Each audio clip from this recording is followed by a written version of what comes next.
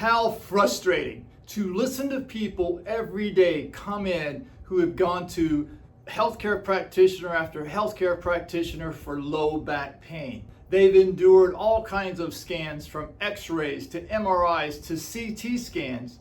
And at the end of the day, what do they hear? We don't really see anything that could be causing that pain. At best, at that point, she may be offered pain pills, even injections, and possibly even physical therapy in most cases. And all of those things do help on a certain period of time, but you know that at some point that back pain is going to pop right back in. And your friends will say, poor Bob, poor Emily, she has a bad back, just bad luck. What if I told you that there's a better reason for why your back hurts? And it's probably something that most practitioners would never ever think of doing. And more importantly, what if I told you that to straighten these things out could be done in the comfort of your home and you have control over that back pain? Let's get right into it. Did you know that back pain, low back pain especially, is the number one reason most people go to their primary care physicians? It's incredible how many people that I talk to or even watch walk by, I can tell just from the way they walk that they're dealing with some sort of low back pain. It just amazes me how we cannot seem to solve this problem. And every single day I keep hearing the story that I shared with you earlier about going to many different doctors and practitioners and trying all kind of things and taking all kind of tests, and all that happens is it comes right back, and it's right back there again, and they start to lose hope. Maybe you're in that same position. So today I'm hoping that I can clear some of that up and help you see a different way of looking at your low back pain. When you go to talk to someone about low back pain, upper back pain, knee pain, whatever, we've all been trained in our schools to actually go to the site of the pain. Now, for those of you who've listened to my videos before, you know that my mantra is the site of the pain is rarely the cause of the pain. In fact, when you're dealing with muscles, it's more than likely on the other side of your body from that pain. So from the practitioner standpoint, if you come in with low back pain, they're looking at the low back. And the thing to think about here is that the spine, which is made up of 26 bones with disc in between, what changes in the compression on those discs has a lot to do with the placement of the pelvis. Is it tilting forward? Is it tilting backwards? Is it tilting side to side? Just like on top, what position your head is in. Is it tilted forward? Is it tilted to the side? Those will increase or decrease compression on the spine based on the positioning that's there. So today we're going to talk about and focus more on lower back pain. So we're going to really focus and dive in on the pelvis itself. So when you look at the pelvis, the front of your thighs, which are the quads, and the inner thighs, actually the way they connect to the pelvis can tilt the pelvis forward when those areas of muscles get tight. Now, the way you can differentiate the two is that if it's more from the front of the thighs, the chances are that back pain is going to be a little more to the outside of the back, whereas on the inner thighs, it's going to be more in the middle of the low back. And so it's going to be right above the hips there. So what happens is that when those muscles get tight, and they can get tight from sitting for long periods of time, they can get tight from even picking up things correctly. I see so many people with back braces trying to pick up things correctly as they've been told, and they still wind up with back pain. And it can come from exercising where you're working out the front of your thighs or you're working out the inner thighs. All of those things can cause the pelvis to tilt forward over time and increase that back stiffness and even back pain, like when you get up out of bed in the morning or get up after sitting down for a while. Now, the hamstrings, which are on the back of the thighs, they too can get tight, and there's 3 of them there, but they can pull the pelvis backwards. And many times when you're watching someone walk, if their lower spine is very flat and you can see it through their shirt, most of the time they have tight hamstrings on the backside.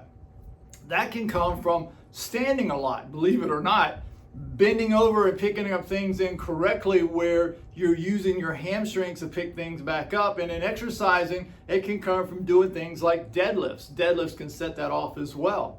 So those are issues that can hit front or back. Now, on each side of your hips, between the hip and the top of your pelvis, which is over in this area here, Those muscles help you when you're walking, that as your leg goes forward, those muscles will expand, and as the leg goes behind you, contract. But sometimes they can go into a slight spasm and literally tilt the pelvis to one side or the other. That too will increase the compression on the vertebrae in the lower spine.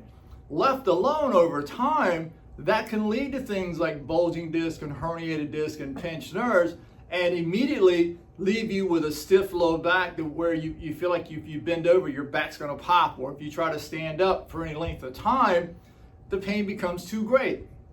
So what happens here is that because we're trained to go to the site of the pain, everybody is focusing on the lower back.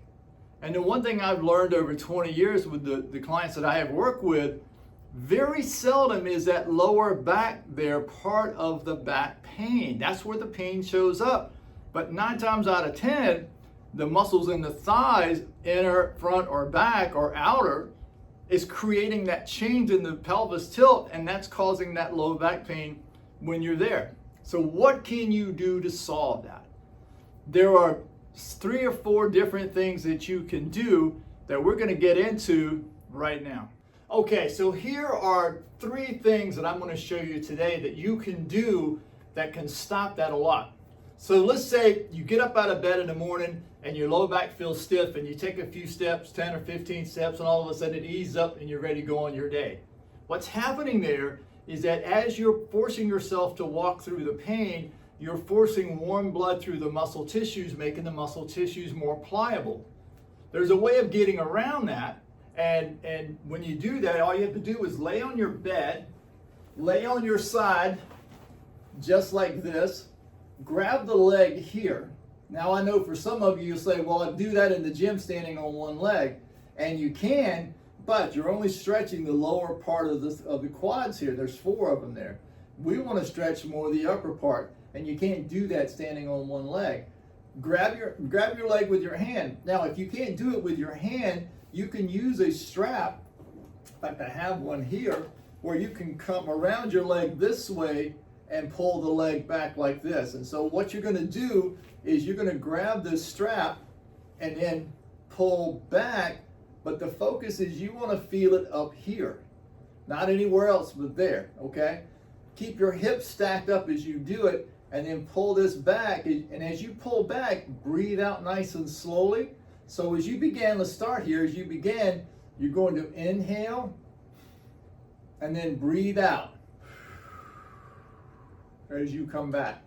And you're going to hold it for 5 seconds as you're breathing out. You're going to repeat this 10 times, and the reason for that is that you want to teach the brain that that movement is safe. I'll put a link down below for that stretch to help you with that.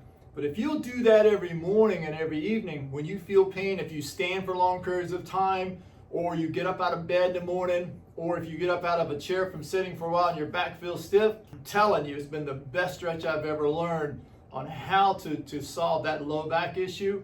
It took mine right out 20 years ago, and I'm sure it can work for you as well. Again, if you can do it with your hand, that's the best way.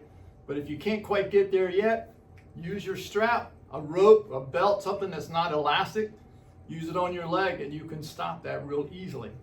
The other one is pretty easy. When you're sitting in a chair, and you can do this even sitting like in a waiting room waiting on somebody, cross your legs this way.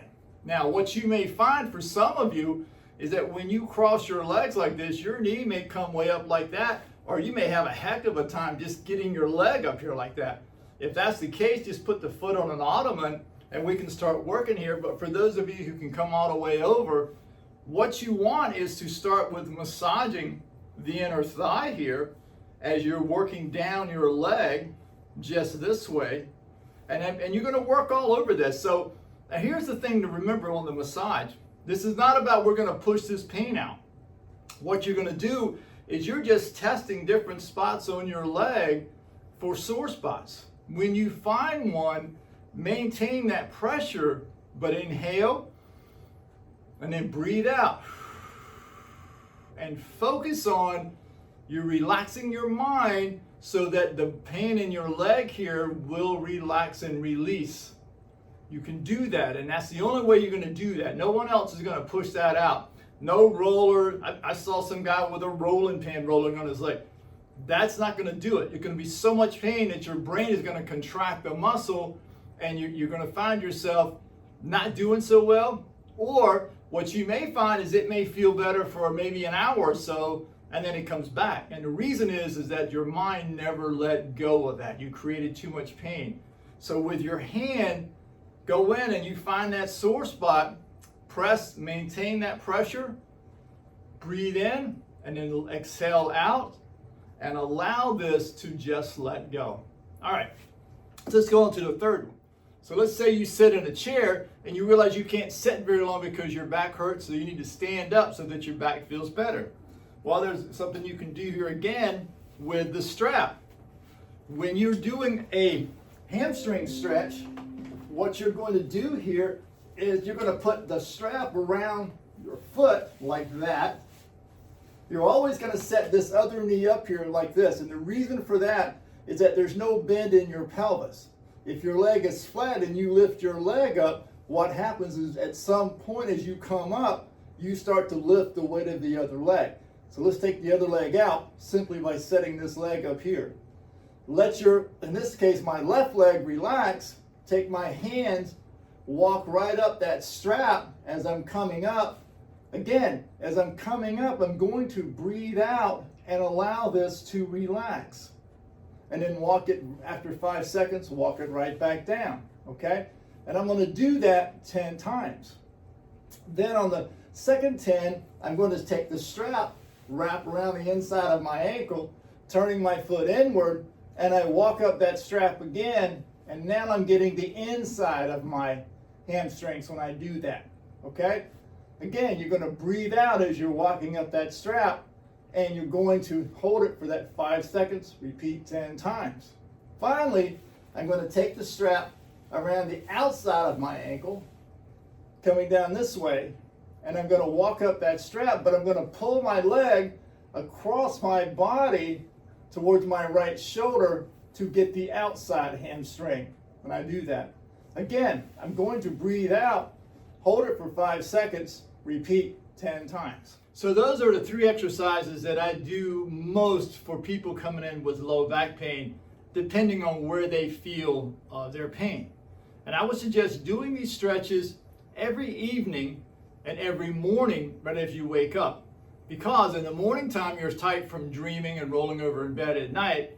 And in the evening, you're tight from all the things you do during the day. So what I'd like to ask a favor of you is to leave comments down below, because I'm considering making some video courses on things specifically like low back pain, upper back pain, plantar fasciitis, different ailments that people typically have, and it'll be a more in-depth course that's going to help you be able to get over these things much quicker and much better. Also coming out in May, I've got a new book that I'm publishing that's really going to go in depth talking about what stretch and release technique is all about. And I'll keep you posted on that. I'm sure we're going to do a pre-launch on it, but I'll keep you posted on that as well. And as always, don't forget to subscribe down below, ring the bell, and tell your friends, but leave comments. Is this helpful? Is it not helpful? Would you like to see me do something differently? Because I'm here for you more than anyone else. So for now, see ya. Hey, if you enjoyed that video, please check out the next video to it. It's a great addition to what you just learned. And don't forget to subscribe. See ya.